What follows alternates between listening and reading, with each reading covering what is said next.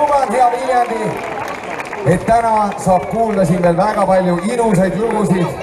Aga mina olen veel selle kooli mees, kes arvab, et rock'n'roll ei sure mitte kunagi.